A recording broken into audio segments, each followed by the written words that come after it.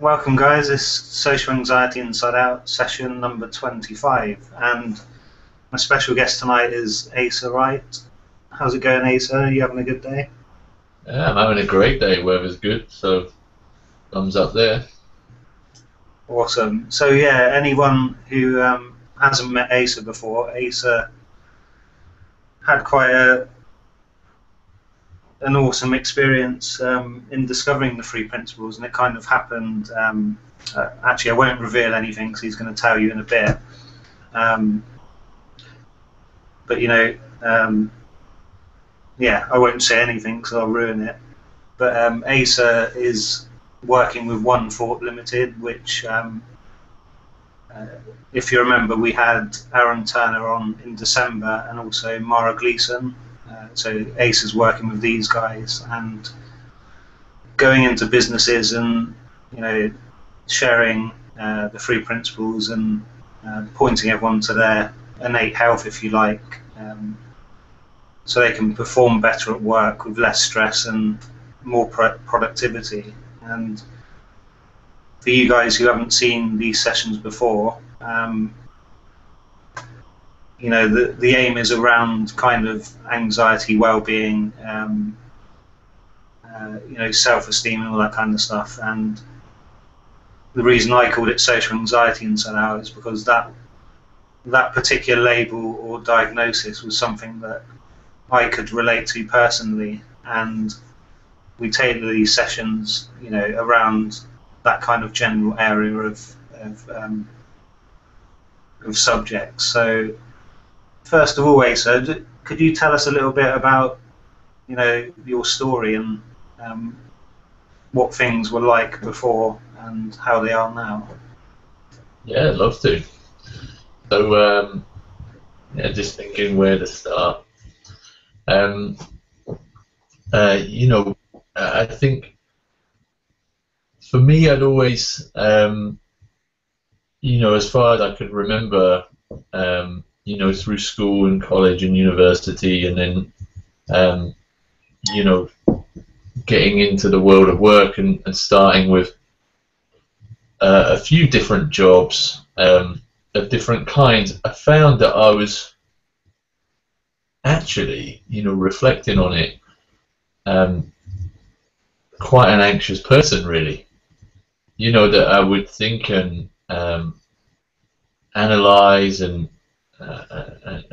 try to do better, and would always be trying to make sense of why I was feeling a certain way, and the fact it always had some kind of meaning, and that there was always something to hold on to.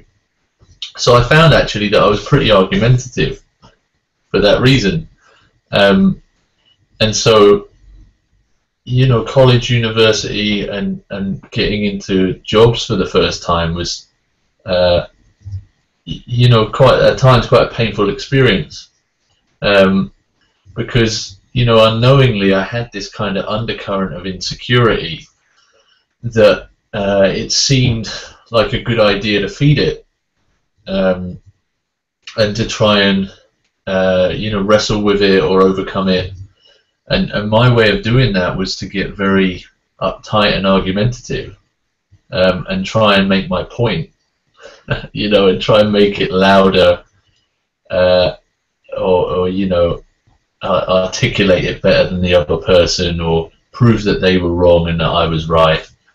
And that became kind of a cycle for me, that I was always proving myself right, and that other people who had a more easy and simplistic and enjoyable experience of life were in some way not as aware as, not as clever as I was, not as intelligent, and therefore they didn't suffer the same kind of difficulties with with things that were going on, whether it was personal or professional. And yeah, reflecting on it, it was like that all all the way through, you know, my kind of latter education and into work, which was interesting to me because at the time it always looked like I would get somewhere with that.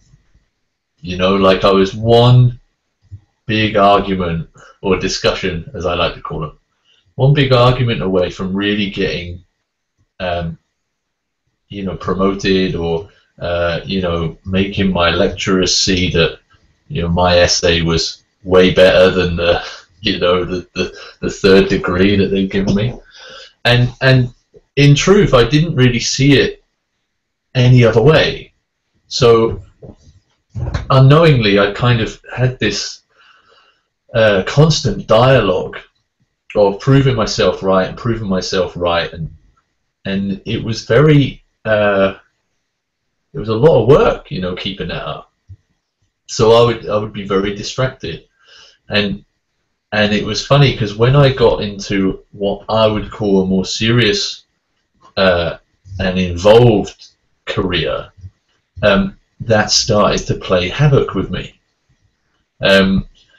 because I had nothing else to fall back on. So when I was working in a gym, I always had the physical to fall back on, and it was interesting because, you know, when I'd fall back on it, my mind would be clear, and I'd be, you know, I'd be fine. I'd be engaged. I'd talk to people. I'd make people feel good. I'd be feeling good, you know, and it was all good, you know. But when I got into, you know, my last job, it was a very intellectual, very process-driven job in a very process-driven company, and I found that the degree of thinking that I was doing was really not helping me.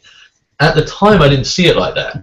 At the time, I saw it as there were always things getting in my way. There were always challenges that people would be putting in my way. It wasn't like I didn't know how to do it. It was the fact that somebody else was responsible. So, and I struggled with that over the course of the first couple of years. And, you know, as a result, I mean, I basically had a non-existent home life, and you know, I was making a go of a relationship at the time, and that really wasn't working out because I was never really out of that thinking. I was never really out off work. I was just always on it, you know, always kind of thinking I was going to get there, you know, always on that hamster wheel. So my laptop hardly ever closed, and I think it got to the stage where I was working sort of maybe 70-75 hour week, and I'd probably done that for 7-8 months in a row.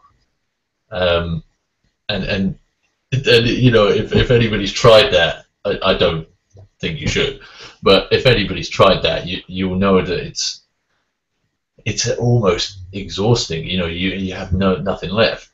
And it was funny, my birthday had come up, and my dad, bless him, he bought me a birthday present, which was a ticket to a 2-day event that he was attending.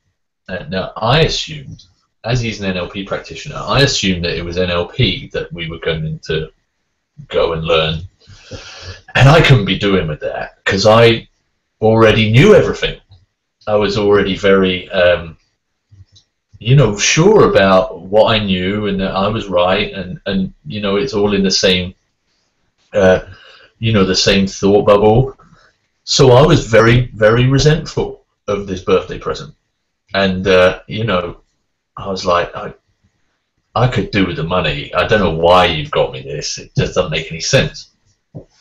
But you know, through gritted teeth, I attended this event, and you know, it was funny because I sat in the audience, and I think what happened was that I just took a break from my thinking about life for 20 minutes, maybe less than that, I can't even remember.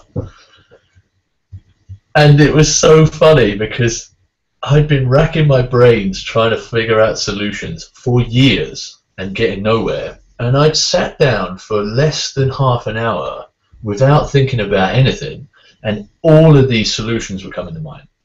All of it. And it was like popped in. Oh, there, you do that, go there, do that. I was like, what? So at the first break, my dad walks up to me, he says, how are you getting on? I'm like, what the hell is going on? I have got no idea. He was like, well, what do you mean? I said, well, I just am absolutely, I'm just so clear. Like, and I was making phone calls to people, sort of saying, look, this is, I don't know what's happening, but I've got this, and this. And then what was hilarious about it was that I kind of rode the crest of that wave, you know, that quiet-minded wave for probably about a month, I think, after that. And then, you know, I kind of got in there, tried to make sense of it. And I spent the next maybe 4 or 5 months really driving myself down and down and down. And it wasn't like, you know, it was any different than before. It was just the fact that, you know, now I thought I knew something. Now I thought I had something. So I'm like, yeah, you know, you've got to be in this place. And if you're not, then it's terrible and you're going to have to work your way out of it. So, of course, working your way out of it wasn't, you know, it just didn't go anywhere. So I got about 5 months down the line. You know, my relationship was on the brink of breaking down. I was on the brink of getting sacked from my job. And so I decided that I would, you know, go back. The only point of reference I had was, you know, these people. I didn't know what they were talking about. But I figured, well, hey, you know, I got in connection with it here last time. Why not give it a go? So I booked the tickets and I went. And, you know, this time I kind of was paying attention the whole weekend and really taking it in. And what struck me was that I suddenly saw that I was doing it all to myself. And it was incredible because as soon as I saw it, it disappeared. It was no longer in existence. And I thought, how is that possible? That I was completely and utterly lost without a trace on the brink of self-meltdown. And now I'm perfectly fine and nothing's changed. I've been sat here for 40 minutes. What's going on? And the difference that time was that I saw that whatever I was thinking, that's what I was gonna get. That was the end result. And also whatever I was thinking wasn't useful to me. So it didn't make any sense to keep thinking it. It was like, you know, why would you do that? Given the fact that you're really stressed out, you're getting no ideas. It makes no sense, given that you know it, you know, it's in there, that you're thinking it. Don't keep thinking it. Just leave it alone. Let it do its thing. And so after that, I went back to work, and actually about 3 things happened in the course of the next 4 months. A week later, my fiance told me she was pregnant. She wasn't my fiance at the time, and I can guarantee you that a week before that, I would have been running for the hills, because, you know, the idea of kids scared the life out of me anyway. And so I thought, well, you know what, I'm fine with it, and that was stunning to me. You know, absolutely stunning, because I just couldn't relate to my thinking, because there were things that were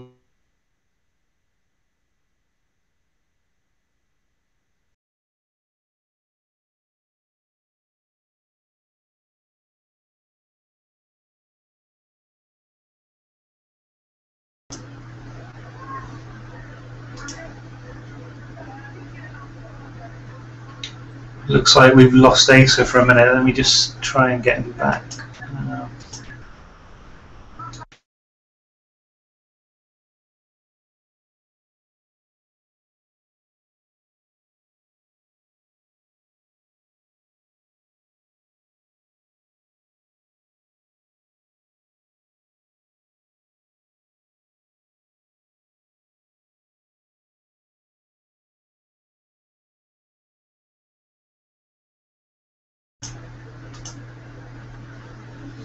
Sorry about that, guys. What we can do now, while we sort this out, if you'd like to send in your questions, we've had a couple so far, but we have around half an hour to have questions. So if you're having any kind of issues at work, performance related, you might be stressed at work or struggling at work, please email questions@socialanxietyinsideout.com, or if you look below this video, there'll be a box and contact form, and put your question in there. Oh, brilliant, we got you back. Welcome. Sorry, I don't know what happened there. Technical difficulties, I think they call it. Yeah, it happens. Do you remember where you were? Well, I don't know, your face baby news. So where did I get to? It was just about the baby news and you running for the hills. Oh, okay. Yeah. So I just couldn't relate to it at all. It was just to think that I would be comfortable with the idea of being a father and having a baby running around. I just couldn't relate to it, and it kind of freaked me out a little bit, because I didn't really know why I was so comfortable, but it felt so right. I was just like, well, we'll just stick with it. And then I decided that I was going to cut my working week in half. I figured that I can't get the job done in 70 hours, so I got nowhere to go. Like, if I have to work harder, if the boss says you got to pull another 10 hours, I got nothing. So I decided, look, let's try a normal person's working week and see what we can do. And then if I need to do extra, well, at least I've got something in the tank. So I set about doing that, and then a week later my boss rang me. He said, look, we have a meeting. So we met up, and he said, look, you got a month. We figure like you're not going to be around in a month, because what I'm going to set you as a target I don't think is achievable where you're at now. But I've got to give you the benefit of the doubt to give it a go. So my response was, well, yeah, okay, that seems fair. I'll just give it a go and see what happens. And it was amazing to me that I wasn't taking any of it personally. It was just information, and that was new. So again, it was kind of like, feels right. I don't really relate to it, but it feels right. So I kind of went to work and just did my thing. And my boss kept putting off the meeting. He sort of would call me up and said, oh, look, don't worry, we'll do it next month. I'm got a meeting or whatever. And then the next month, oh, look, I don't want to do it over the phone. Can we just get together next month? So after 3 months, we actually met up. And the first thing, I'll never forget it, I walked in and he says, so look, we got to talk about your numbers. And I'm like, oh, here we go. Oh, well, it's been a nice ride while it's lasted. And I said, yeah, well, I suppose so. And he turned his laptop around and showed me the numbers. And it was like, it kind of had to do a double take, because all of the figures were, it was like an about turn in my performance. And I didn't have the heart to tell him that I wasn't trying. So he asked me, well, what has happened to you?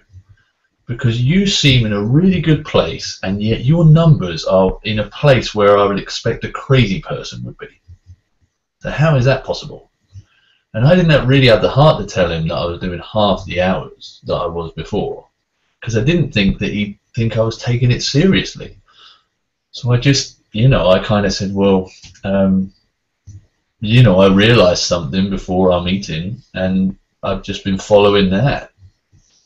And it was odd, because I went from trying really hard and being terrible at my job, and actually really hating having to go to work every day because it was so difficult, to loving my job, not really taking it that seriously but still enjoying it, and being one of the best in the company.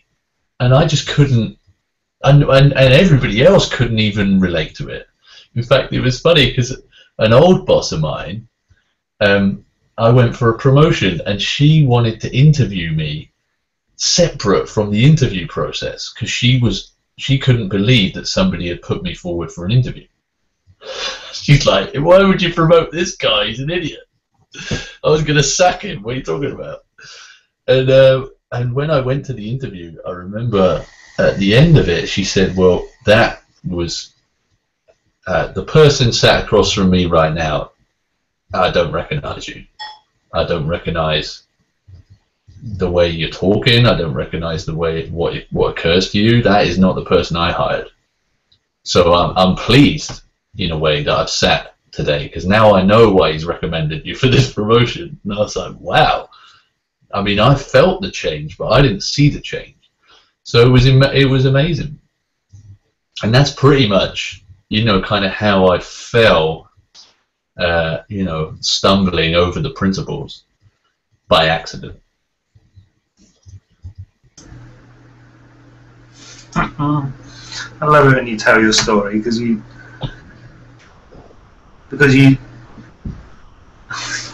said you kind of knew it all already when you went to this event, and then it kind of crept up on you. I haven't heard a story like that since, and it's I just love it every time you tell it. So what, for those watching who are wondering what these principles are, what would you say they are in your words, Asa? Well, to me, they're just the source of your experience, and I don't really feel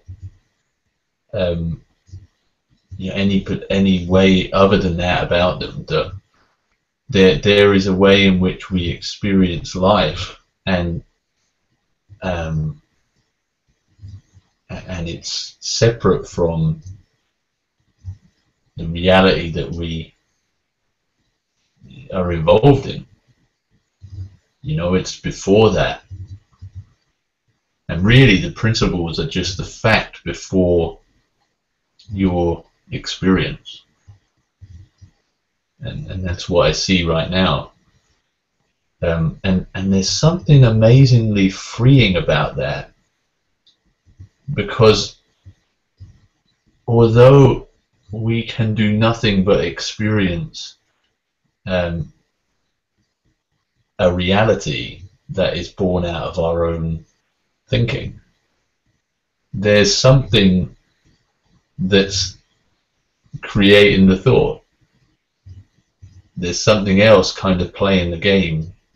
I liken it to, when you go to the arcade and you got no money, but you want to kind of feel like you're driving those cars, and it's driving it in demo mode.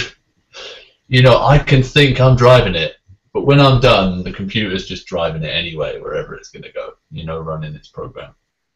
And that's, to me, my relationship to the principles is, that's the computer, that's the driver, and then we get involved in the act of driving. So how did you start? Because you help other people with this now, and you go into businesses, don't you? So how did you do that from going from not knowing exactly how things improve to supporting different sizes of businesses to get what you got? How did you go about that? Yeah, it was interesting, Steve, because I was so struck by what happened to me that when people asked me about it, I had no way of articulating in a meaningful way what had happened to me. But the results were unignorable. And in my previous company, people didn't have a clue what I was talking about. And they had no reference point whatsoever that was relevant to what I was talking about.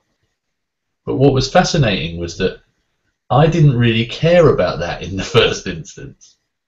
In the first instance, when I heard the principles and I realized something for myself out of that truth, I was just incredibly selfish, you know, in an innocent way, in the sense that I'd never felt those feelings before, that feeling of freedom, that feeling of, you know, pure energy and pure enjoyment, regardless of circumstances. You know, my enjoyment had always been, as far as I could remember, circumstantial.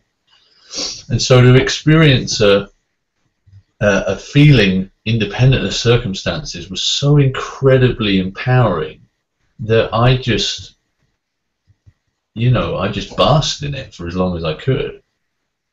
And it was interesting because I thought I was doing a part-time job, but my results didn't reflect that. So I found out, by virtue of seeing the results, you know, in black and white, that there was way more potential and power in a free mind than there was in a busy mind. And what became obvious to me was that, certainly in the business I was working in at the time, that was a very rare quality. A free mind in that business was, you would struggle to count on one hand the number of people. You know, and we're talking a corporation of 500 plus employees, a fairly small percentage. And what was interesting was that as I was just in a more free and neutral place myself, you know, with my experience, when I talked to other people, I wasn't really doing anything. I wasn't saying anything. I had nothing to say. You know, it was incredible that before this experience, before realizing that I was thinking my stress, and that if I didn't want to be stressed, I just could change my mind, that I used to talk all the time. I mean, you know, and to be honest with you, it's still an entertaining feature of my personality. But I would always be trying to get my point across. I would always be trying to get people to realize something. I would always be saying, no, this is the right way, that's the wrong way. And it was interesting because no one was ever listening, but it seemed like they were. And then when I was in more neutral space, I would just listen, because I had nothing to say. There was no, I felt that I had no words that could do justice to what I was experiencing, and that for some reason I didn't see any sense in opening my mouth. But what was incredible was that people who would talk to me were starting to experience the same thing. You know, that they would experience a freer mind, and as a result of that freer mind, they would get the answers they needed to improve their life. So I had one lady, a colleague of mine, and I didn't know this, but she was going to see a therapist next to the club I was working in, because she'd been signed off work for, you know, for kind of mental illness, you know, stress, anxiety, and depression. And I didn't know. I just thought we were meeting for coffee because we were colleagues. So she would go and see her therapist, and then she would come down into the coffee place and sit with me, you know, during our lunch break. And I remember the first conversation I had with her, and I was just in a really good place, and I knew that she was, I could tell, it was tangible, that she was you know, her head was all over the place. It was obvious. But I also had a sense that all that she needed was to kind of give up on that in whatever way she needed to, and she would get something that she needed. And she talked solidly for an hour, and I don't remember saying a word during that hour. And I think it was obvious to me when she was done, because the feeling in the room elevated in some way. Like I had a sense that she was quieter, she was calmer. And I think there was some kind of remark, I forget the details of it, but it was something like, well, look, you know that you are perfectly fine but for your thinking right now. And, you know, that was it. I had nothing else to say. And she sort of looked at me and almost looked like she wanted to delve into it. But then she didn't. She kind of just dropped back. And I said, look, I had a book that I just finished reading. Now, I really enjoyed reading. It was Jack Pransky's Somebody Should Have Told Us book. And I just had a sense that what was written in that book, you know, the stories that he writes, were so relevant to what she was experiencing. I was like, look, you should read this book. I found out after the fact that she was like book mad. She would love to sit and read books. Didn't know that. So I got a text at like 2 in the morning. Oh my God, I see what I'm doing to myself. This is unbelievable. Why? She said, you know the title of this book? That's how I feel. Why hasn't somebody told me? And I noticed that she just became a much calmer person, a much more present person.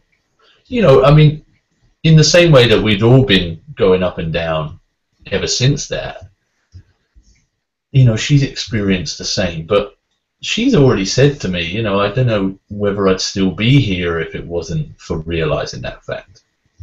And that's what was incredible to me, that from that first conversation just with somebody that I kind of met because we were in the same team, I realized that not only did, you know, every single person in a business setting have way more potential than they would let themselves have access to, but that also that businesses were ignorant to the mental well-being and understanding of their employees, innocently. That they had no idea that mental well-being was not a business norm, that there was a massive variation in what people were experiencing in the activity of their mind, and that was the massive variation in their profit levels, in their productivity. And I saw it, and I saw it not only just a night and day as that, but then I started to see it in the people who I would work with, who would change, their performance would change, their whole attitude as an employee would change. You know, they went from hating the company to loving the company. They went from hating their job to loving their job, hating their students to loving their students. You know, and their members went the same way, and the company couldn't work it out, because they were sort of saying they're a no-hoper, they're no good, you know, we may as well just leave them, it's a waste of time, to saying, oh, they're really on form, and they're really on form, they're doing great, it's amazing. But I knew that the link was being missed, because, you know, it was hard for anybody to articulate what was going on. And know what everyone was going, yeah, well, you know, we've done this and we've done that and we've done that. And I'm like, no, there is one factor and one factor only that's responsible for this. And that this should be known in business. Should be. There is no way that you should leave people to their thinking without this understanding. Because all hell will break loose in ways you can't even imagine. and I'm a classic example of that. So if this was, you know, I realised that if this was a business norm, then, you know, not only would the world of business change, but people would change. You know, families would change, societies would change, and I'd seen it firsthand. And it was just, you can't ignore that kind of evidence and that kind of impact. So it had a very profound effect on me professionally. But it was funny because I never set out to do it. I just did what made sense, and then after a while it became clear that, you know, because I was on fire with it, that maybe I was the person to, you know, bring it forward in the company, speak to directors about it, make it their business. And that's all I've ever done, is just the next person in front of me, I'll talk to them about it, and then if they don't understand it, get them to refer me to somebody who has a bit more authority and might have a conversation there, and so on and so forth. So it's yeah, it's been a fun ride. So incredible. It just made me think that, you know, that there sometimes seems to be a business, you know, a work and home life divide, but, you know, you were spending like 72 hours at work, and that's taken up a big part of your life. And I think it's great what you're doing, because you're, you know, you're helping people improve at work, which is, it's not just helping them at work, is it? It's helping their whole life. And it's really fantastic, mate. I just wanted to, is it okay if we move on to some questions? We've got quite a few come in now. Yeah. The first one, I'll read out.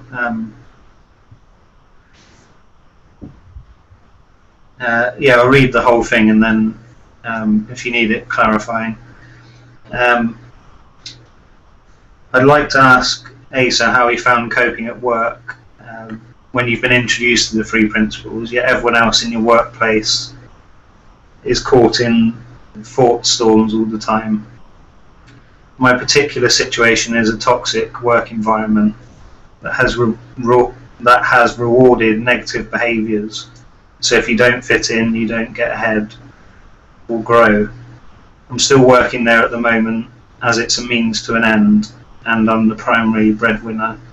I feel conflicted, like I stop seeing truth when I'm in the midst of this toxic place, and experience angst, anxiety, frustration, and fear of job loss, etc. And then when I'm at home, I connect with, you know, the feeling of the three principles again. Did that make sense? Basically, a toxic job environment, and trying to have an understanding of the three principles at work, but finding other people's attitudes bringing her down. What would you say to that, Asa? I'd say that I've experienced exactly the same thing, time and time again. You know, and actually, it's been painful at times. And I felt lost, and I felt that maybe that, you know, it's a road with no end. And, you know, that in some way the understanding would never be out there, and that I'd be on my own, and, you know, struggling against the tide. But in my experience, that there's something amazing about thought, and actually something amazing about consciousness too, that you can see and feel a reality and not know that it's coming from your own mind. I mean, literally not have a clue. Even as I sit here, everything that I'm sitting around and with and looking at, doesn't look like a figment of my imagination. So there are times when I see thought and levels that I can see it, and there are times when I can't. And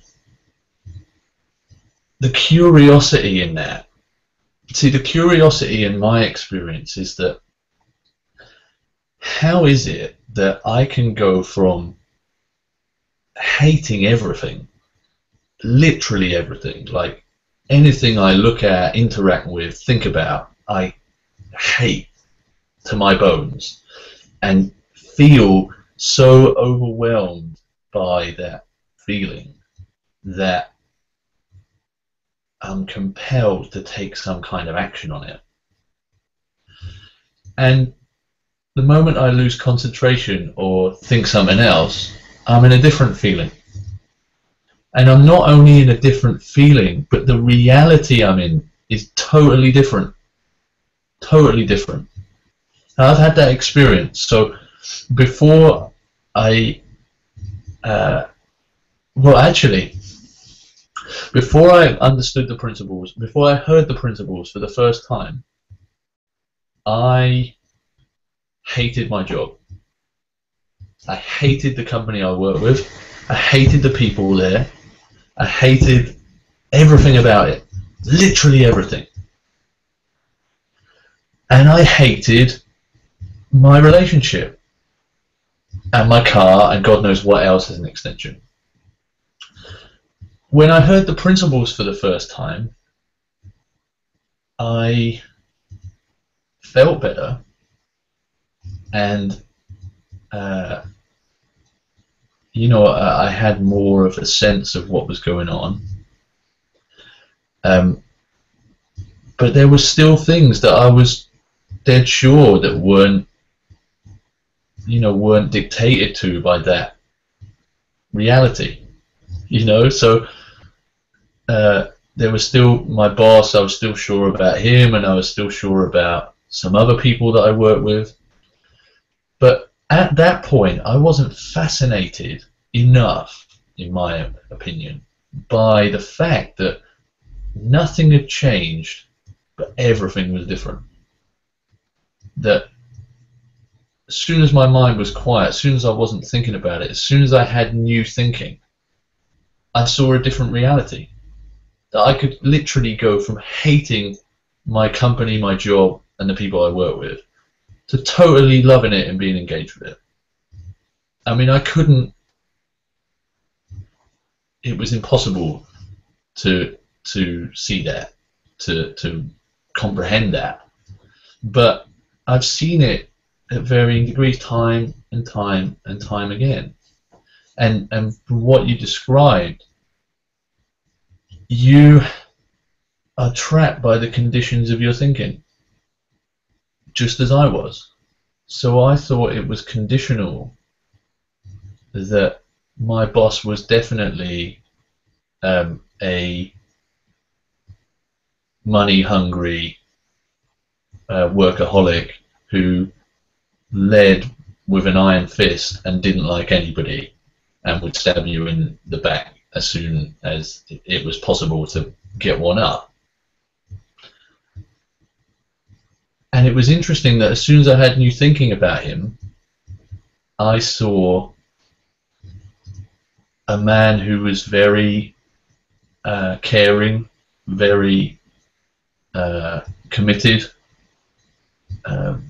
very insecure, but very good intended. Wanted to do well for himself, his family, and he wanted his team to do well. You know, he felt like the team that we worked in was a reflection of him. And I saw it with new eyes. And what I found fascinating about that experience was that my relationship, dialogue, and day-to-day with that individual was a totally new reality. That when he called me, he used to call me, and when I saw his name pop up on the phone, I would get all kind of tight and stressed, like I was in the thinking before I was even talking to him. So I was like prepared for it. I'm ready. I know exactly what this is going to be.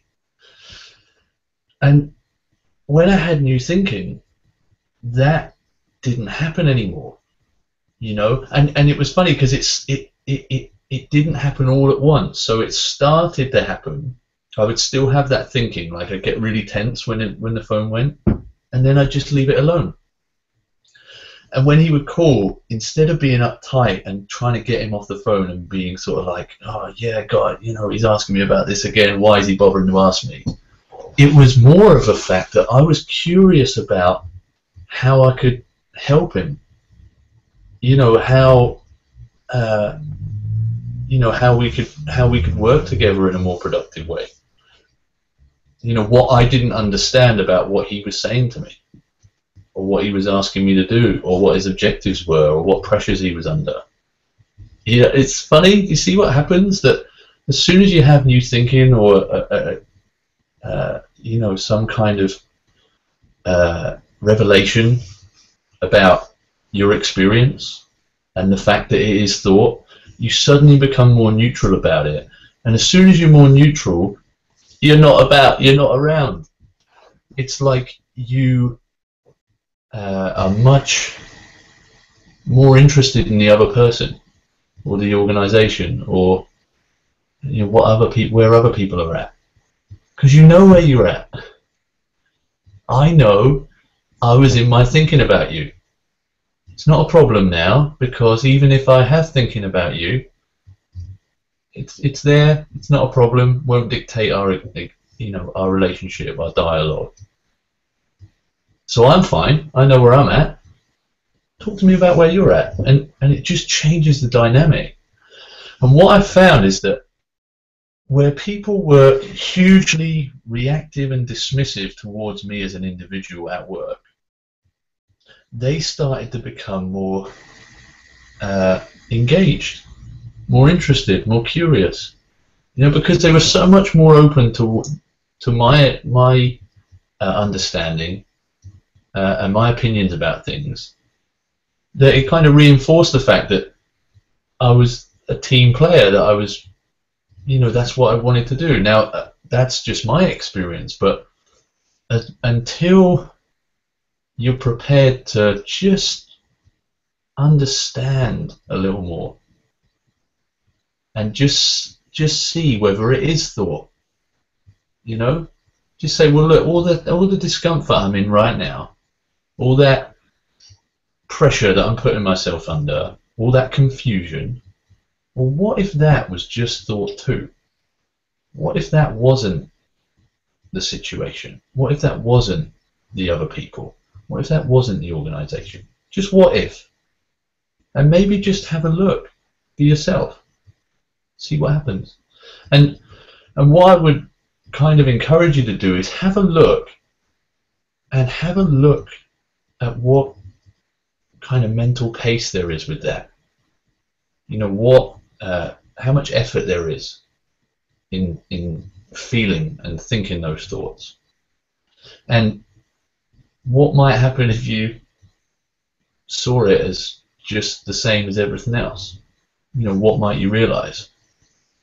Because for me, what I realized was that I didn't have a clue what was going on, and that unknowingly I had made conditions out of my work, and therefore my life, that weren't helpful and were limiting, and that I was more committed to understanding you know, how I could have a much easier, more enjoyable, happy life than I was in frustration, disappointment, you know, and confusion. You know, so hopefully that might be something to sit with. Thank you. That was really great, and something you said resonated with me. You know, your boss phoning you up and just even seeing their name on the phone just causes a reaction. That's been happening to me with with certain people, and it's really interesting. I'm going to see that differently now, just by being aware of it, because I can totally relate to the person who said about, you know, not really getting it at work but getting it at home. I guess we only see it when we see it, and there's, you know, it happens when it happens and it unfolds. You know, like what Michael Neal said, like a Homer Simpson moment. You just kind of catch a glimpse of one way, you know, the way you've been doing things before, and it's all it takes to see things differently. And then yeah, so I hope that helps in some way. Yeah, we've got quite a lot of questions in, but what we do is if I just pick out a couple more, and then is it okay if you could would you be okay in replying back to the couple of others that are there? Is that okay, Asa? Oh yeah, sure. Cheers. Okay, so this one is relating to someone who's trying to get into work and has been unemployed for a couple of years, and it says, "Hi Asa and Steve, I've been out of work for 2 years now, and I'm really stuck with my thinking about what to do. It feels like I can't make a decision, and I'm losing confidence and going round in circles. Any advice on how to decide what to do and move forward? It seems like it's such a big decision too, and there's the fear of making the wrong one." Yeah. Yeah, me too. Now, you know, like, that experience is so true to me. So true to me. And your example is, you know, is a good one.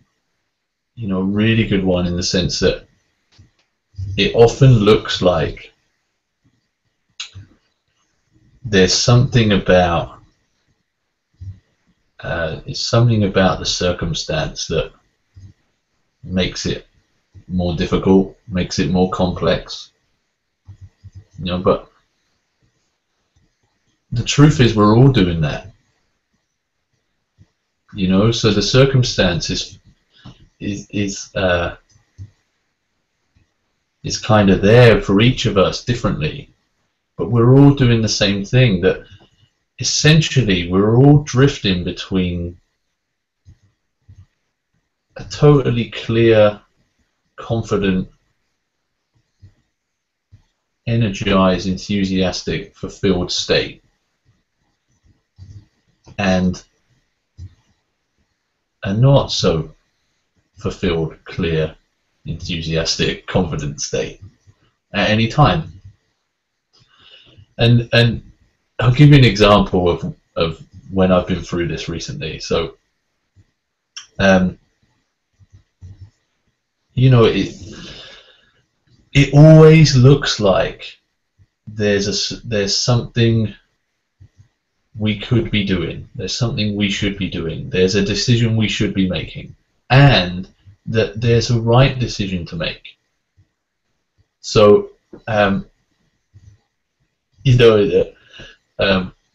in my new job, I experience this all the time. That you know, I'm constantly kind of like, oh well, is that the right decision? Is that right? Should I be like this? Should I be like that?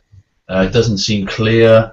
I don't feel like I've got a lot of confidence with it, but I'm going with it. You know, I'm like, well, that doesn't matter because I've got stuff to do. You know, I've got an objective to reach. So I'll look there when I've reached my objective. Now, if I've heard that question right, it sounds the same, like the same dynamic. It's like, look, I know that I'm not confident right now, that I'm not clear right now, that I have a decision to make, I'm not sure what the right decision is to make, or whether I'm worried about what the right decision is to make. But I still need to make a decision, and not only that, I'm kind of I'm putting it out there that I don't have that capability, you know, and I outsource my capability for that whenever I'm there, you know, oftentimes when I'm there.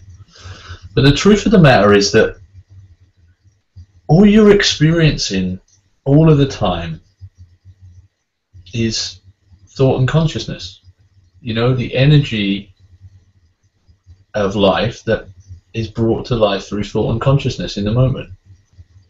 And what you're experiencing is just a level of consciousness, you know, so whatever comes through your consciousness, you're feeling.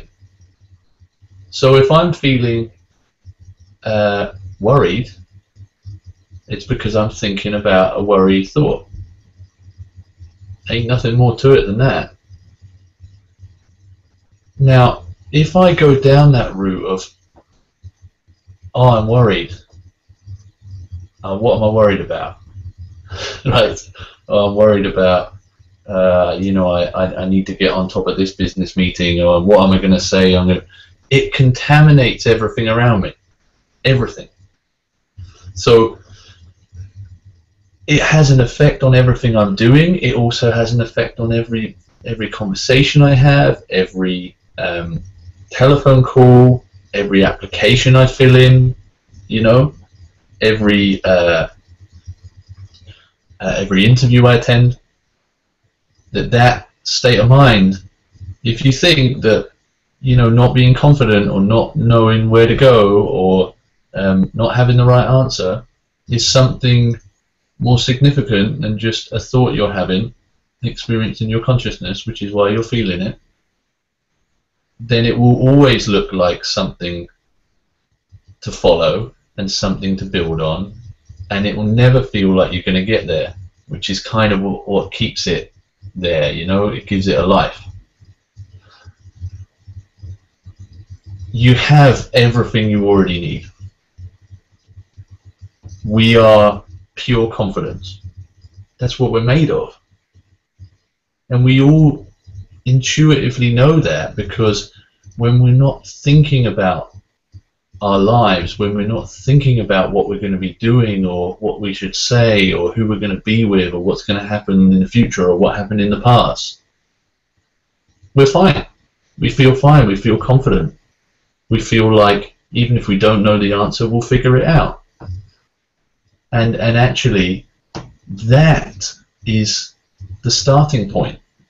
You know, that's the foundation that you want to build your house on. You wouldn't build a house on like quicksand, you know, because you know where that's going.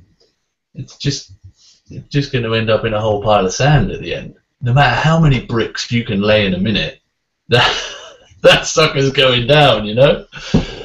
But if you have solid foundations, if you know that following any feeling that isn't consistent with confidence, or isn't consistent with a positive feeling, if you know following that is a red herring, something that will lead you astray, then you've got freedom of mind. And freedom of mind is all you need. I'll give you an example. I interviewed somebody in my previous job, and basically we could see that this guy was on edge, like you wouldn't believe. So he sat in the interview and he's like gripping the chair, you know, got his foot tapping, and you could tell he was on edge. And I turned to my boss at the time and I said, look, this guy's like, we sent him, you know, he said, oh, I've got to go to the loo, so off he goes. I turned to my boss, I said, look, this guy's like so on edge, so high strung, we're not going to be able to get to see him. I got a sense that if we just put him at ease, we might get to see something. I don't know why, but it seems like he just needs to be at ease. Now, given the fact that most interviews you won't get that environment, it makes sense to be there, because as soon as he was at ease, he was the perfect model for what we wanted to employ. He was confident, he was assured without being cocky. You know, he didn't know the answers to a lot of the questions, but he said, well, look, I can relate it to this, or I can relate it to that, you know, and then we were asking him about the job, and he was saying, well, I don't know anything about it, but it seems to me like you might set it up like this, and then if that happened, you'd go here. Like all of the scenario-based stuff we gave him, he knew where to go with it, and you could tell because he had a real sense of confidence and surety about him. And I spoke to him after we employed him, and he said, I mean, that was incredible. I prepared for that interview for like 2-3 hours straight, and as soon as you said, oh, just take your jacket off and relax, I just got into it and forgot everything I was thinking about before. And you know, and it was funny because we sort of said, well, the presence of your mind is way more powerful than any ideas you can have, you know, in your thinking. It's got more behind it, it's got more power to it. And there's a feeling that comes with it, which we would describe as confidence. So what I would suggest is there's nothing to worry about. There's no decision to make until it's obvious. And when it is obvious, you know, it won't make any difference to you whether it's right or wrong, because you'll be fine either way.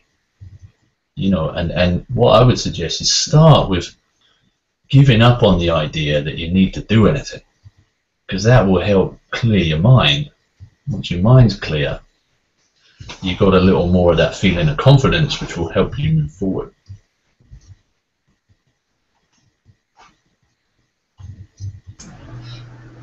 Thank you. That's awesome, and it just reminds me of the trouble I used to have in interviews, and because I found out about the term social anxiety disorder, every time I felt nervous, I'd link it back to that. And I remember that one job, because I've worked for myself for the past 7 years, but the last job I went for was for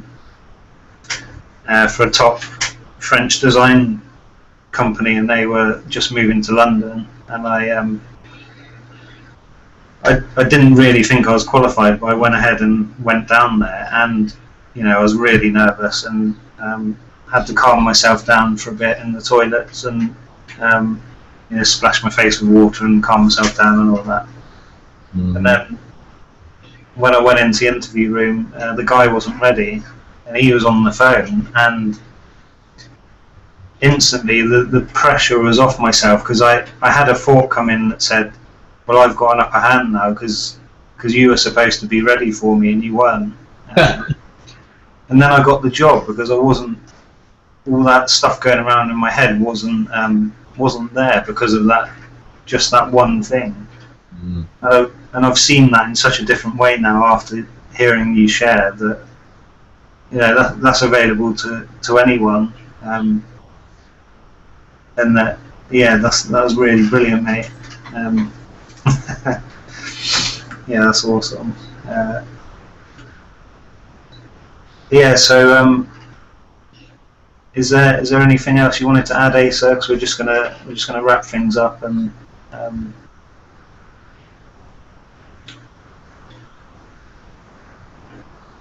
yeah, just want to share a recent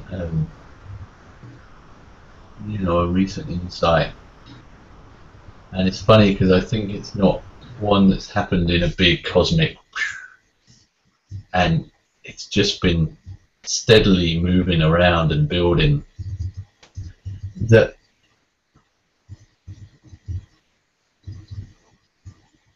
it's amazing to realize that you don't have to be into your thinking,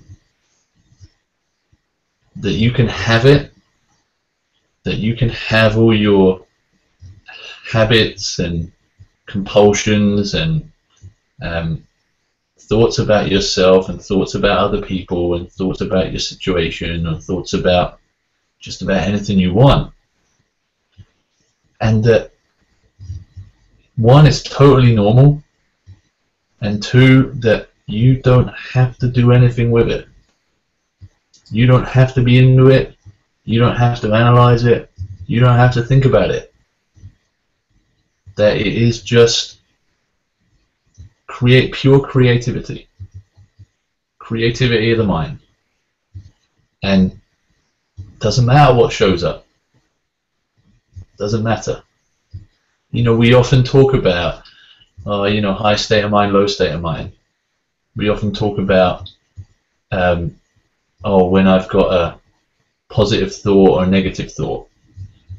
You know, but truth of the matter is that, at least as I've seen it, is that that doesn't matter at all, because there's a deeper reality than that.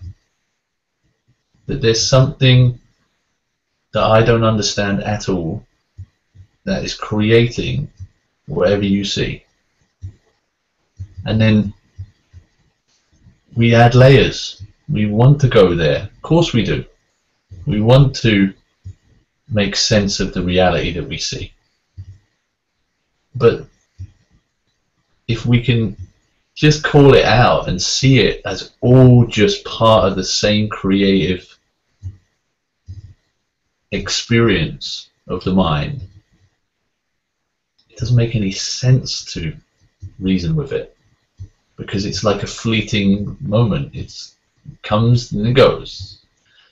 We're in a feeling, we're out of a feeling. And there's a massive amount of freedom with that, because if you're willing to look there, it will answer every question you have forever. And personally, I'm so thankful for that. And you know, I'll get lost just like everybody else, you know, in the details, but that fact will always be there when you're done doing it. And so, you know, anybody who's kind of here to get more connection with their own confidence, their own well-being, their own resilience and fulfillment in life, it ain't going nowhere. You know, when you're done thinking about it, it's still going to be there. It can't go anywhere else. So just sit back and enjoy. What a perfect way to end. Thank you so much for joining us, Asa. It's been really great. No, absolute pleasure, Steve. Thank you. Yeah, so thank you so much, guys, for watching tonight. Yeah, I hope you found our answers useful and they helped in some way. And please leave, you know, if you want to leave any feedback or anything, just drop us an email, questions@socialanxietyinsideout.com, and see you same time next week. We've got Michael Neal as our guest next week, so I'm really looking forward to that. No doubt that I'll probably be anxious beforehand, but I'll be fine once we tune in. So if you have any questions for Michael, just send them in the usual way as well. So once again, Asa, thanks so much. Thanks, Steve. Appreciate it. All the best. Bye, everyone.